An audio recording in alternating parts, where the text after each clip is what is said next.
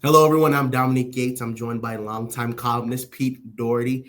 As it's been reported that the Packers are expected to move on from star cornerback Jaire Alexander after 7 seasons in Green Bay. Overall, can you just kind of take me through just your initial reactions to this news? Maybe not a big surprise by no means, but what do you make of just the news that's being reported on Jaire? Yeah, it's not a big surprise, but I mean, many of us were thinking, going back to I don't know February, that this is how this was going to end up. But it was a long road to get there, and for the last few weeks, when the off-season workout program started and OTA started, and they still hadn't done anything, it made you wonder maybe they will end up working this out, or working out a trade for him. But what it actually took was the mandatory mini camp to make this happen. Andrew Brandt, who used to be the Packers salary cap guy, has always said, he's not the only one to have said this, but deadline spur action. And with the mandatory mini camp, the thing was, if he showed up, they would have to let him participate.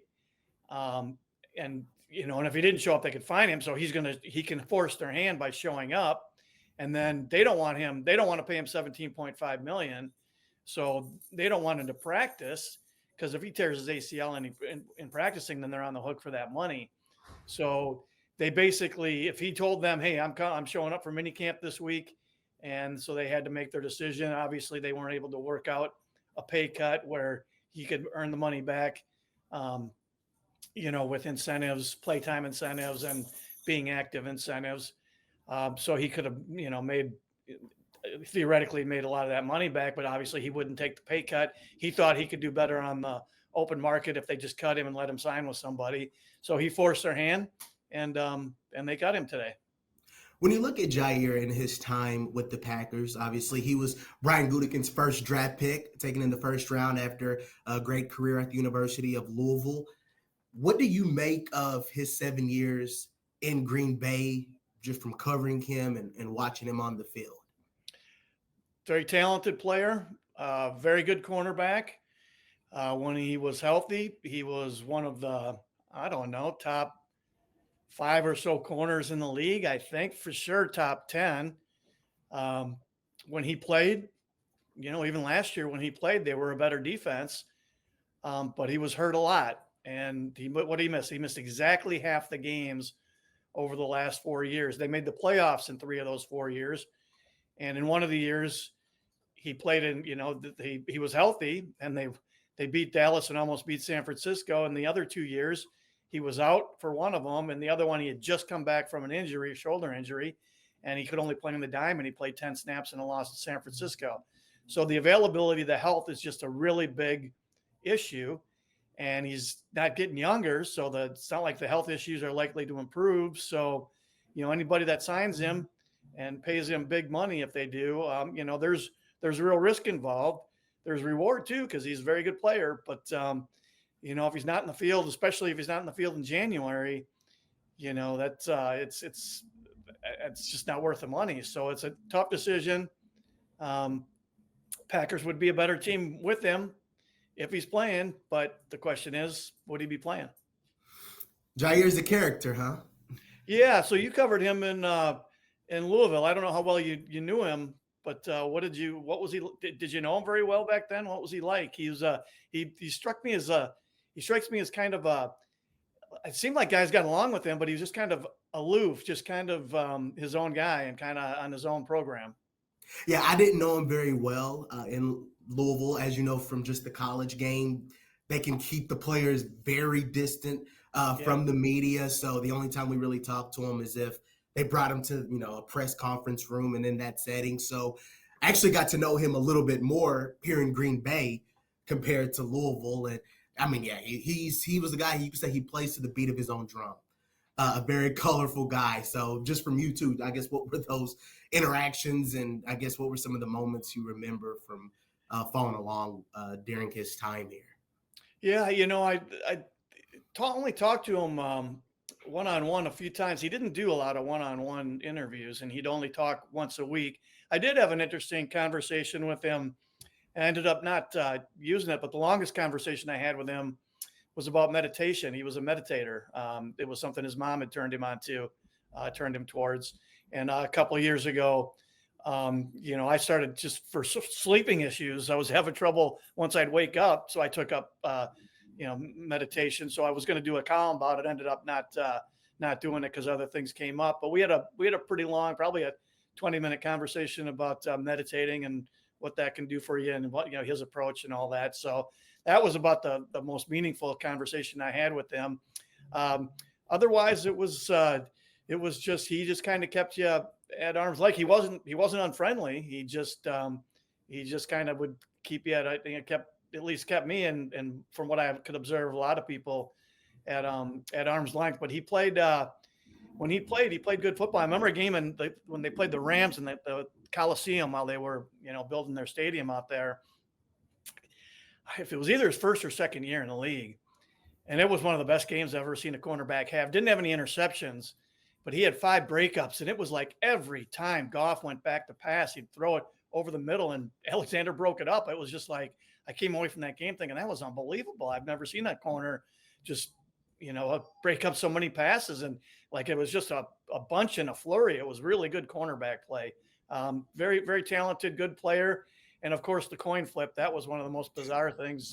Basically, if LaFleur hadn't told the referee that they wanted to defer, the Packers would have ended up having to kick off both halves. That's incredible. There were so many interesting stories. Just to point himself captain on the field.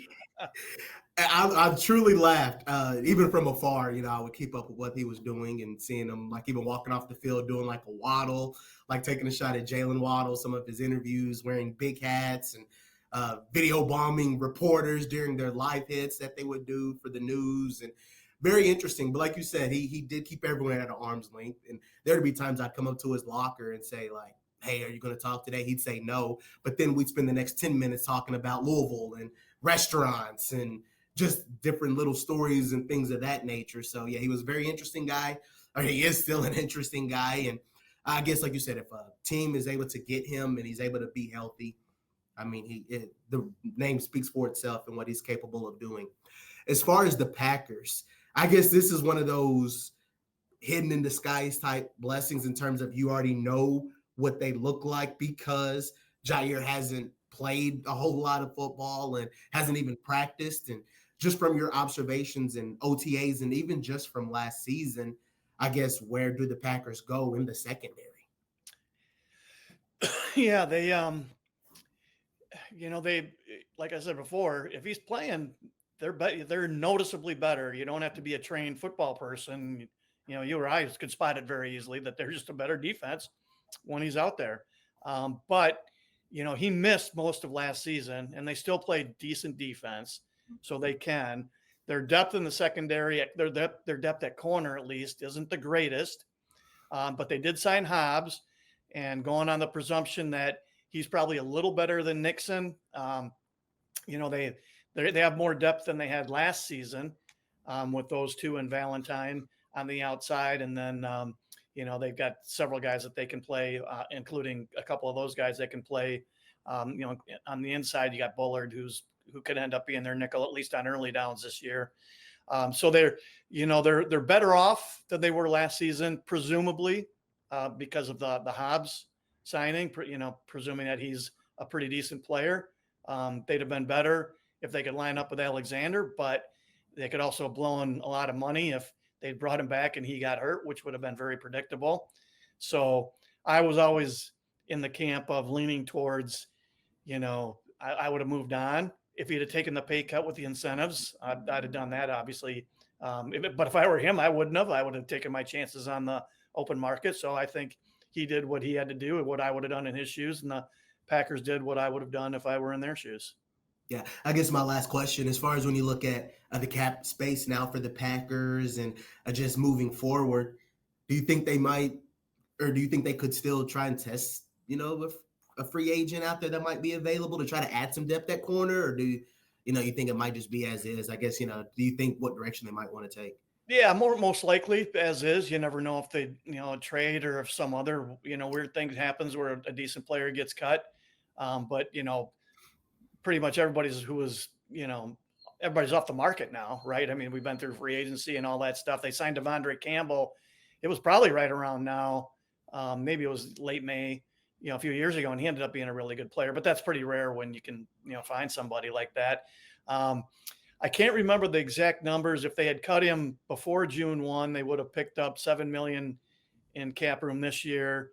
Now that they've done it after June 1, they pick up even more money in the cap room, but then some of his cap money will count on next year's too. Either way, it's a wash. They end up with the same amount of money savings overall because whatever money they have left over this year will carry over to next year.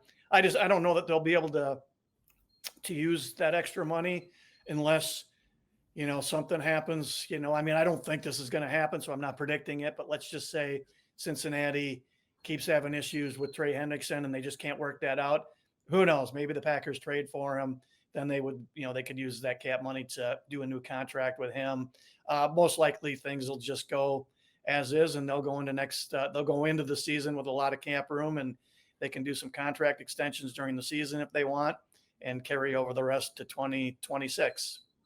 That makes sense. And better than I do too. Expect the unexpected. Yeah. We're following these things.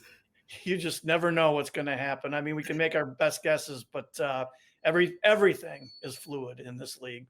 That is absolutely. So we'll be following along with everything with the Packers, but even coming up this week, they will have a mini camp and we'll see just what's in store, and we'll have some observations and much more on the Packers as they're heading into the off season. So for Pete Doherty, I'm Dominic Yates. Pete, appreciate the time.